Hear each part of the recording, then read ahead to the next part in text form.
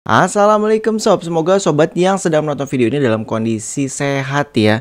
Jadi beberapa hari ya, mungkin udah hampir 3 minggu saya tidak upload video di sini dan di beberapa channel YouTube saya.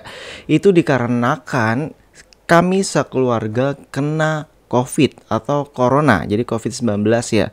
Dan bagaimana pengalaman selama kena COVID tersebut di sini akan saya sharing ya. Kalau misalkan sobat belum kena, ini rekomendasi banget videonya. Tapi kalau misalkan sobat sedang kena COVID, itu lebih baik beristirahat dan tutup video ini karena kamu butuh sesuatu yang menyenangkan. Jadi imunnya tuh harus kuat gitu ya. Jadi harus sesuatu yang pokoknya membuat kita nyaman, membuat kita senang supaya imunnya kuat. Oke, kita mulai mungkin dari kronologinya nanti hingga setelah COVID apakah masih ada yang dirasakan. Jadi sebelumnya saya ingin sharing dulu. Di sini ada surat sehat ya. Jadi kita sekeluarga sudah mendapatkan surat sehat dari Puskesmas. Jadi kan diperiksanya di Puskesmas ya. Jadi di sini tertulis selama masa observasi tidak ditemukan gejala dan tanda infeksi coronavirus disease COVID-19 dan selanjutnya pada saat ini dinyatakan sehat. Demikian surat ini dibuat dengan sebenarnya dan mohon digunakan sebagaimana mestinya. Jadi ada di samping ya, sobat bisa lihat fotonya, itu saya fotokan.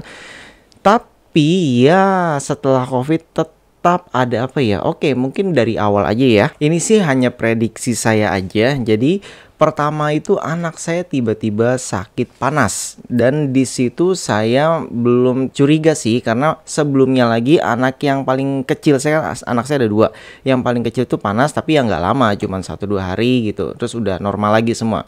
Terus beberapa lama itu jaraknya lama dengan anak saya yang pertama yang kelas 5 SD, tiba-tiba dia panas dan berhari-hari tapi nggak batuk, hanya panas aja.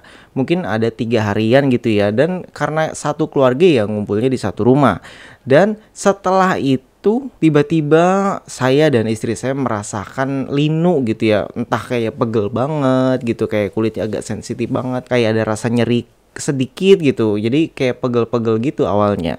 Tapi kalau dilihat saya, istri saya itu jarang banget keluar. Paling kita kalau keluar itu ya belanja peralatan parabola ya, misalkan barang-barang receiver, terus STB digital gitu atau parabolanya. Jarang banget keluar karena untuk pemasangan parabola itu sudah lama dipegang oleh tim SPD. Jadi saya fokus ngurusin YouTube, ngurusin website dan lain-lain. Jadi emang benar-benar jarang keluar. Yang keluar paling anak saya juga sebenarnya jarang keluar, itu pun kalau dipaksa atau misalkan dia ngaji, dia les tuh baru dia keluar. Tapi ada satu temannya yang memang kalau bisa dibilang itu ya namanya anak-anak ya wajar ya kalau misalkan susah disuruh pakai masker. Jadi ada salah satu temannya yang memang keluarganya sudah pernah ada yang menderita COVID gitu ya, kena COVID. Tapi anak tersebut belum, temannya anak saya nih. Dan tiba-tiba anak saya kena. Dan di saat anak saya sudah dinyatakan positif COVID ya kan, dibawa ke puskesmas nih.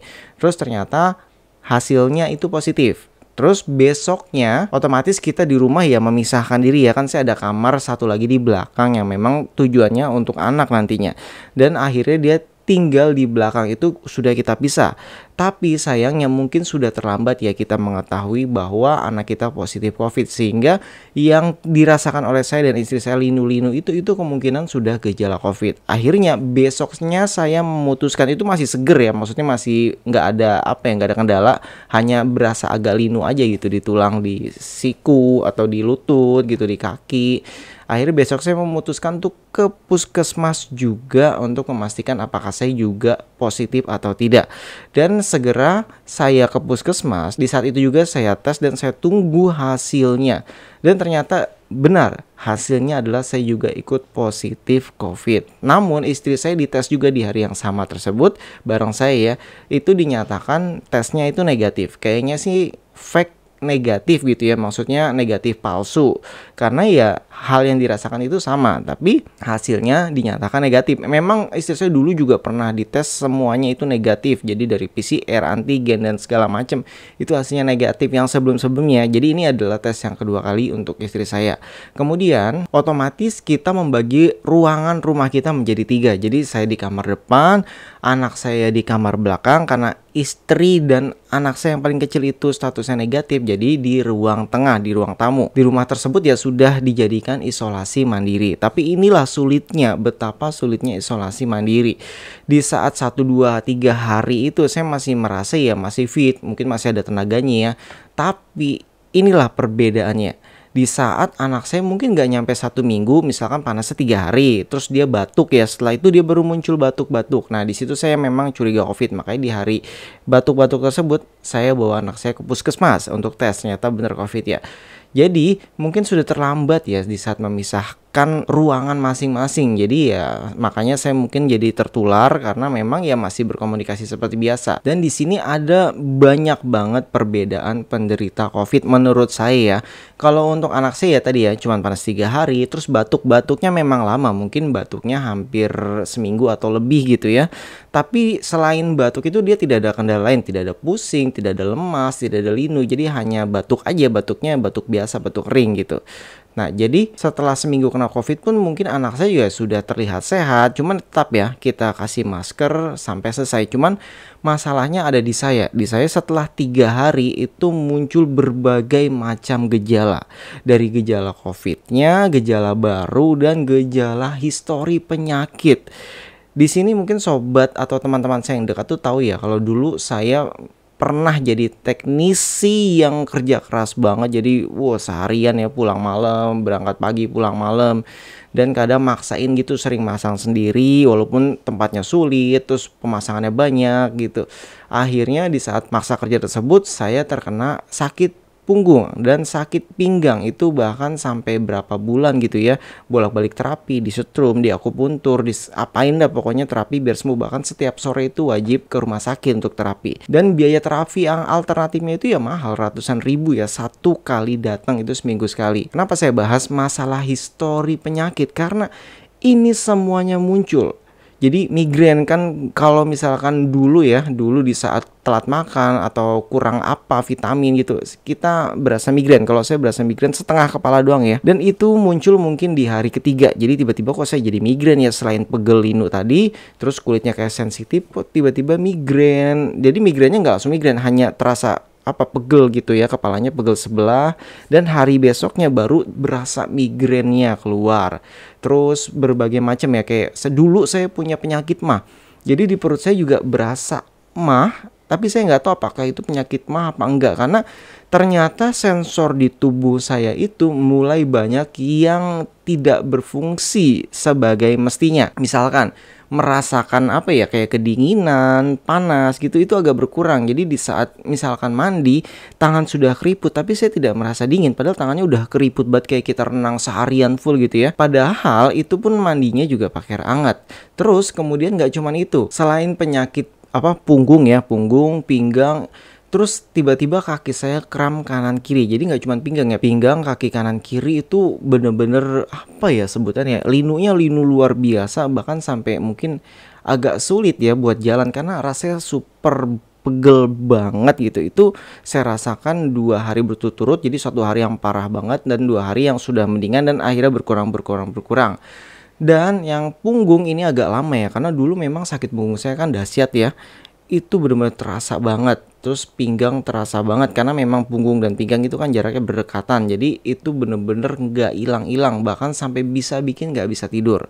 Terus selanjutnya, hari-hari selanjutnya, jadi ini masih minggu-minggu pertama ya, hari selanjutnya muncul lagi penyakit yang lain. Jadi setiap hari itu ada penyakit yang berbeda yang muncul.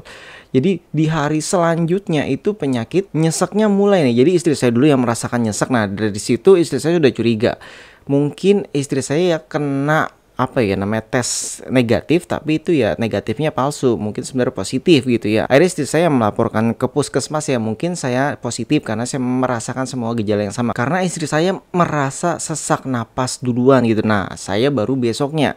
Akhirnya saya juga merasakan sesak napas tersebut. Ini bisa dibilang mungkin sekitar 3 hari atau lebih ya.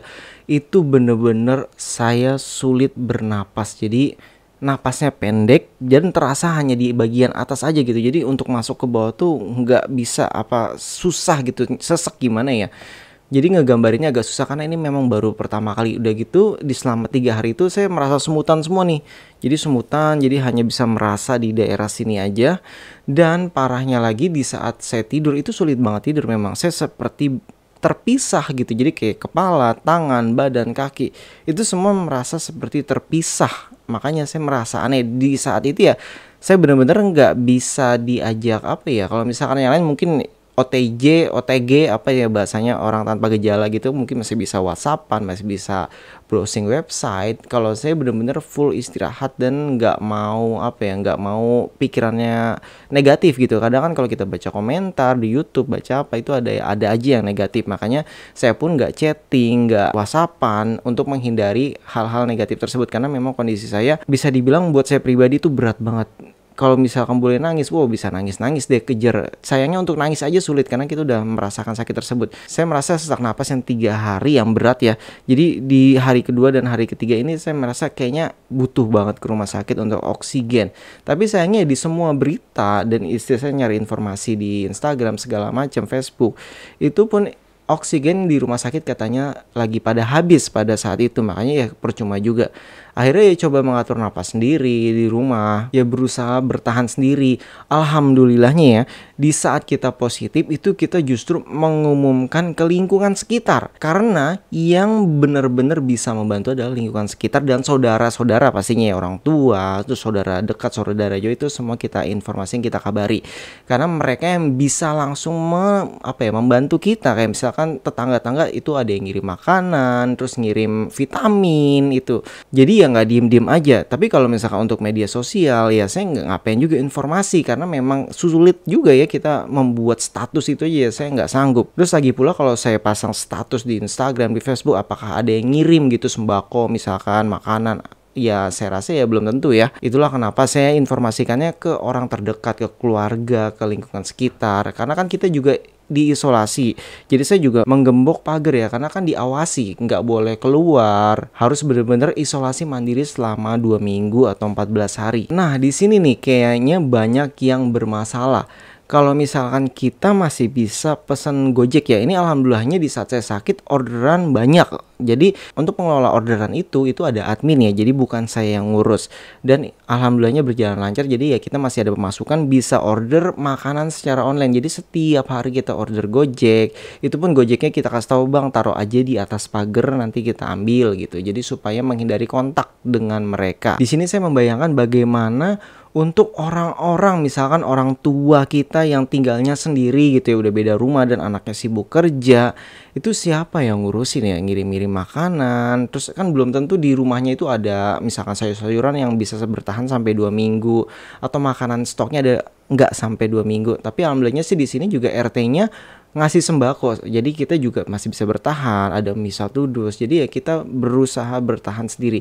Makanya saya bingung kalau misalkan ada seseorang yang merantau terus kena COVID, terus bagaimana cara mereka untuk bertahan selama 2 minggu. Apalagi kalau misalkan mereka kerja tapi kerjanya harian ya, yang pendapatan harian misalkan jualan atau apa, itu kan jadinya nggak ada pemasukan. Kalau mereka punya tabungan mungkin mereka bisa bertahan, tapi kalau mereka nggak punya tabungan ya saya juga sulit membayangkan. Makanya di sini saya sadar, wah kasihan juga ya kalau misalkan tetangganya juga nggak tahu dia kena COVID, itu siapa yang bantu gitu. Kalau misalkan tetangganya di perumahan saya nggak tahu ya bagaimana, karena saya tinggal di kampung, jadi orang-orangnya ya masih gimana sih kebaikannya apa ya, orang-orang kampung tuh masih deket-deket gitu ya sama tetangga, saling kenal. Jadi di saat ada kondisi begini ya mereka saling berpartisipasi, yang ini ngasih ini ngasih ini gitu. Jadi di situ kita sangat terbantu banget karena kan kita nggak bisa keluar rumah dan banyak banget yang ngirimin makanan enak-enak. Jadi misalkan kayak empek itu ya, karena kan keluarga saya banyak yang dari Palembang, makanan apa gitu, pokoknya banyak yang isinya daging segala macem.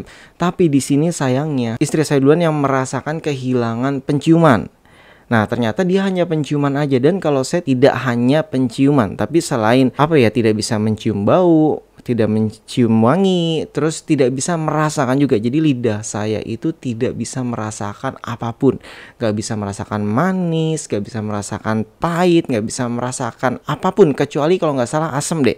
asam karena saya coba makan apa ya, jeruk nipis gitu ya kan, dicampur jeruk nipis apa-apa gitu, jadi tehnya dicampur. Nah, saya hanya bisa merasakan kalau nggak salah ya asamnya aja, makanya saya bilang ini adalah minuman yang segar karena yang lain saya tidak bisa merasakan. Dan alhamdulillah juga banyak saudara-saudara yang ngirim apa ya, berbagai obat alternatif, misalkan kayak selain vitamin ya, obat bio apa gitu. Terus ada juga yang ngirimin bir brand setiap hari ini, alhamdulillah banget, terima kasih bagi saudara saya yang sudah ngirim ya. Ini ada ipar saya yang ngirimin itu hampir berapa kali, sampai banyak banget, bahkan sampai sekarang masih ada, dan itu selalu kita minum karena bir brand itu juga ya menambah imun ya. Jadi imunnya mungkin saya yang paling lemah di antara seluruh keluarga saya, makanya di saat anak saya sudah sehat, istri saya masih bisa beraktivitas secara normal, jadi untuk balas-balas pesan dia masih bisa. Kalau saya benar-benar yang terparah, dan di saat 1 minggu pertama itu saya benar-benar keringetan dahsyat, ibaratnya bantal, guling, kasur itu benar-benar basah lepek di sekujur tubuh saya. Dan di sini saya merasakan keringat sumber utamanya itu ada di dada. Jadi saya merasa menggigil selama 3 hari lebih, itu benar-benar menggigil banget. Dan apa ya, padahal badan saya panas kalau dipegang sama istri saya, tapi saya benar-benar menggigil dahsyat luar biasa selama 3 hari. Ibaratnya selimut tebel berapa biji pun nggak ngaruh. Sampai akhirnya bilang ke apa ya, kan kita ada WhatsApp yang puskesmas ya, yang bagian kontrolnya gitu. Jadi saya minta istri saya untuk WhatsApp solusinya apa. Itu dikasih solusi, katanya kalau di saat kedinginan justru jangan selimutan. Nah, dari sana alhamdulillahnya akhirnya saya merasa mendingan. Di saat saya dingin saya paksakan untuk tidak berselimut. Jadi justru ya keringatnya berkurang, karena memang keringat itu yang sehari bisa berapa kali ganti baju ya, banyak banget karena pakai basah lepek gitu. Tapi setelah saya ikuti anjurannya katanya jangan selimutan, akhirnya saya baru mulai terbiasa tuh bertahan, dan merasa kedinginan justru jadinya berkurang karena memang badan saya sebenarnya posisinya panas. Dan dari sana dikasih obat ya, jadi dari puskesmas tuh dikasih obat antivirus, terus banyak sih vitamin. Jadi saya juga nggak terlalu paham semua ya. Kita coba makan, walaupun di saat dimakan tuh rasanya justru badan malah makin gak enak. Makanya saya bingung antara ini obatnya diminum atau tidak, tapi anjuran mereka harus diminum. Jadi mungkin pertarungan virusnya itu juga mempengaruhi otak saya, karena dari mimpi saya semuanya benar-benar aneh banget. Masa setiap tidur saya merasa badan saya terpisah, jadi setiap bangun tuh saya seperti menyatukan badan saya semua gitu. Jadi untuk beroperasi misalkan otak, tangan, kaki gitu, jadi saya seperti harus memerintah satu-satu. Terus yang pasti ya, itu setiap hari mengalami penyakit yang berbeda selama 2 minggu. Selain penciuman hilang, terus batuk gitu ya, terus lidah rasanya hilang, terus batuk. Untuk batuknya justru datangnya saya telat, mungkin udah mau menjelang 2 minggu baru merasakan batuk-batuk. Kalau untuk pileknya, ini pileknya aneh. Kalau pilek yang wajar itu kan keluar dari hidungnya, jadi kita tarik gitu, gitulah ibaratnya. Ini enggak, ini pileknya itu ada di dalam, dia mencair, jadi ngalir terus nih ke dalam. Makanya saya bolak-balik ke wastafel, ke kamar mandi untuk buang apa ya, liur di dalam ini, karena ingusnya ada di dalam. Jadi awal-awal ingusnya kental gitu, kita buang-buang, terus setelah minum obat ingusnya berubah jadi seperti busa yang kental. Makanya, dan rasa ingusnya itu ibaratnya kalau orang kan asin, tapi ini rasanya jadi obat. Mungkin itu dia ya, obat antivirusnya ya, membuat ingusnya supaya hilang gitu. Akhirnya dia berubah jadi bukan kental yang beda, ini benar-benar busa jatuhnya. Makanya di saat buang ingus itu yang keluar ya bentuknya busa. Nah di situ jadi benar-benar kita kacau banget sih. Kalau saya mikirnya ini gimana ya, untuk ngebuang ingusnya susah, terus mampet kalau dibawa tidur, jadi benar-benar sengsara banget. Terus kalau misalkan kita diemin ya, kita akan nelen ingus terus nggak berhenti. Kalau saya orang nggak betah untuk nelen ingus, jadinya saya buang ke wastafel setiap ada, berasa saya buang. Makanya saya rajin banget ke kamar mandi itu bolak-balik. Dan mungkin banyak ya klaster keluarga, karena memang ya di saat ibaratnya anak kita kena. Dan alhamdulillahnya anak saya yang paling kecil tadinya kan sudah saya titipkan di tempat orang tua saya karena kan negatif, tapi karena nggak ada yang jaga juga di sana dan ternyata panas, anak saya akhirnya dipulangin lagi ke rumah saya. Alhamdulillah sih panasnya cuma 1 hari apa malah ya apa 2 hari, pokoknya sebentar doang sih panasnya anak saya. Setelah itu ya udah, dan dia normal alhamdulillah sih. Pernah bilang sekali katanya pilek, cuman ya udah sehari doang, besoknya udah nggak ada. Makanya anak yang kecil saya mungkin imunnya kuat ya, karena kan masih kecil, masih 3 tahun 2 tahun 3 tahun, jadi ya mungkin jadinya OTG dia. Alhamdulillahnya ya sehat, jadinya nggak ada kendala. Tapi yang paling parah ya di saya udah nggak bisa ngerasain rasa, nggak bisa cium, terus rasa indera apa sensitivitas tangannya aja juga semuanya berkurang. Jadi kayak ngetik HP aja mau ngetik W aja gitu ibaratnya yang ketik apa gitu. Jadi bener-bener saya nggak bisa beraktivitas dengan normal saat itu. Terus kemudian dari indera perasa yang ada di perut, biasanya kan kalau kita lapar ya rasanya lapar, terus kalau kita sakit perut ya rasanya mules, jadi rasanya beda-beda kan ya. Tapi di saat COVID tersebut ada di badan saya benar-benar nggak bisa ngebedain. Perut rasanya nggak enak aja gitu. Ini saya nggak tahu apakah dia mules, apakah dia lapar. Jadi benar-benar semua rasanya sama. Makanya di situ saya sempat membayangkan apakah ini rasa sakitnya seperti orang melahirkan kali ya. Karena benar-benar dia sakit. Jadi perut saya benar-benar nggak stabil. Karena memang saya kan waktu itu pernah punya penyakit MAH juga ya. Alhamdulillahnya sudah lama justru penyakit MAH-nya itu nggak ada. Tiba-tiba ada. Makanya saya benar-benar kacau banget dan itu lama. Mungkin sembuhnya ya baru 2 minggu kali ya, itu baru berkurang. Oke, kita skip aja. Pokoknya benar-benar sengsara banget selama 2 minggu itu. Terus ini kita skip nih. Setelah dapat surat ini yang sudah 14 hari, apakah COVID-nya sudah hilang? Jadi mungkin COVID-nya sudah hilang. Tapi gini ya gambarannya. Kalau misalkan kita nancepin paku di kayu, kita palu, terus kita cabut lagi pakai tang atau pakai apapun itu, kan bekasnya masih ada ya di kayunya ya. Walaupun pakunya sudah nggak ada, tapi bekas pakunya masih ada ya, yang menancap, yang bolong itu tuh, itu masih ada bekasnya. Kemungkinan inilah bekasnya, jadi bekas-bekas dari penyakit tersebut yang saat ini masih dalam tahap recovery. Karena untuk penciuman saya juga masih belum 100%, saya hanya bisa mencium aroma-aroma tertentu saja, jadi nggak semuanya bisa. Kayak misalkan bau pun tuh nggak kecium, jadi pampers anak saya pun saya nggak bisa cium baunya seperti apa. Biasanya kan kalau anak BAB kita keciumnya, ini benar-benar nggak bisa kecium. Terus kemudian bau wangi benar-benar nggak kecium, makanya kadang kita batuk nggak tahu karena kita nyium apa. Kan kalau misalkan kita minyak wangi terlalu tajam kan tuh batuk-batuk ya, jadi gatel. Nah ini kan kita nggak bisa ngerasain, jadi ya terkadang kita batuk-batuk ya karena itu, karena kita nggak tahu situasi tersebut, misalkan ada debu atau apa, kita benar-benar nggak tahu. Terus untuk lidah saya juga, saya masih proses recovery ya, jadi belum bisa merasakan semua makanan enak. Jadi kita mau makan daging, makan apa, kayak contohnya makan mie pakai telur itu adalah hal yang nikmat kan ya. Itu saya coba makan, rasanya kayak makan terigu. Makanya jadinya nggak habis sih, cuman kemakan setengahnya doang. Padahal tuh udah pakai kecap, pakai sos, sudah enak banget harus, tapi nggak habis. Terus makan KFC itu rasanya juga kayak makan tepung. Jadi yang kulitnya yang enak banget ya nggak ada rasanya. Bahkan pedas pun saya nggak bisa merasakan di saat kita coba beli makanan pedas.